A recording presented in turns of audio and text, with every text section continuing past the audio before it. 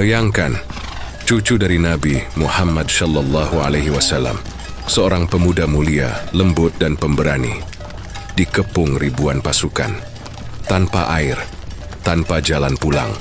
Semua karena ia menolak tunduk pada pemimpin zalim. Dialah Husain bin Ali, putra dari Ali bin Abi Thalib dan Fatimah Az-Zahra, cucu kesayangan Rasulullah, lahir dari keluarga penuh cahaya, tapi takdir membawanya ke padang Karbala yang gersang.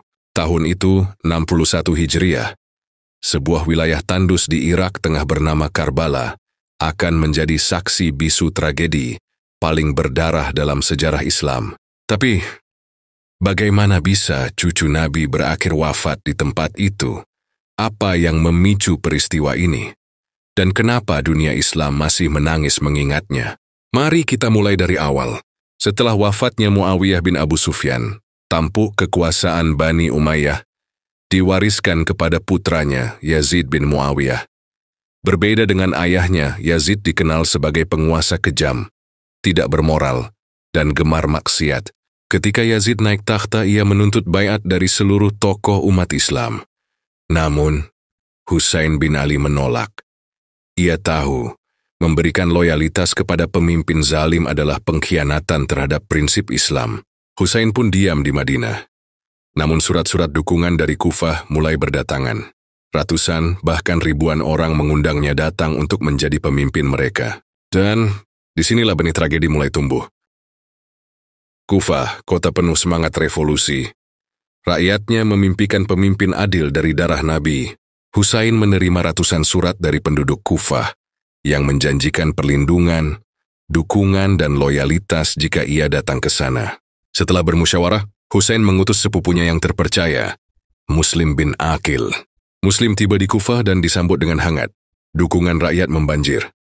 Tapi sayangnya, semangat itu tak bertahan lama. Yazid menunjuk gubernur baru Kufah, Ubaidillah bin Ziyad, licik dan tanpa belas kasihan. Dengan ancaman dan kekerasan, satu persatu pendukung Husain membelot. Bahkan Muslim bin Aqil ditangkap dan dieksekusi diam-diam. Husain tidak tahu. Ia tetap melanjutkan perjalanan dari Mekah bersama keluarga dan sahabatnya. Jumlah mereka hanya sekitar 70 orang. Mereka tak tahu bahwa Kufah telah berbalik menjadi perangkap mematikan. Saat rombongan Husain semakin dekat ke Irak, mereka dicegat oleh pasukan besar yang dipimpin oleh Hur bin Yazid.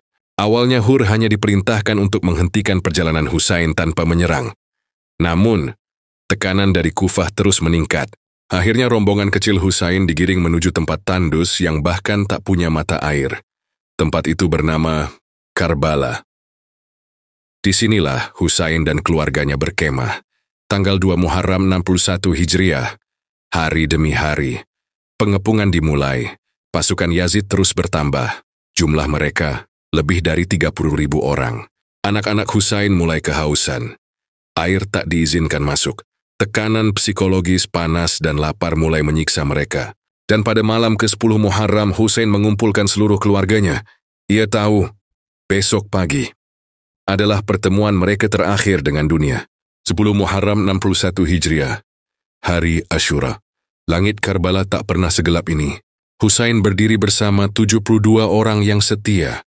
Mereka berjuang bukan demi kekuasaan, tapi demi mempertahankan kebenaran, kehormatan, dan agama. Satu persatu sahabat dan keluarga Husain gugur, termasuk putra-putranya sendiri, termasuk Ali Akbar yang masih belia. Bahkan Ali Asgar, bayi mungil berusia 6 bulan, dibunuh oleh panah kejam saat Husain mengangkatnya meminta air. Darah tumpah di Karbala. Husain bertahan seorang diri. Sampai akhirnya ia pun gugur syahid dengan kepala terpenggal. Pasukan Yazid menang secara fisik, tapi mereka kalah dalam sejarah. Karbala bukan sekadar kisah tentang kekalahan, tapi tentang keberanian, kesetiaan, dan prinsip. Husain mungkin gugur, tapi semangatnya tak pernah mati. Tangis dari Karbala menggema ke seluruh dunia Islam. Hari ini, jutaan umat Islam mengenang Husain bukan karena darahnya, tapi karena keteguhan imannya. Ia mengajarkan kita bahwa kebenaran harus diperjuangkan, meski dengan nyawa. Bahwa kesetiaan bukan kepada penguasa, tapi kepada prinsip dan ajaran Allah.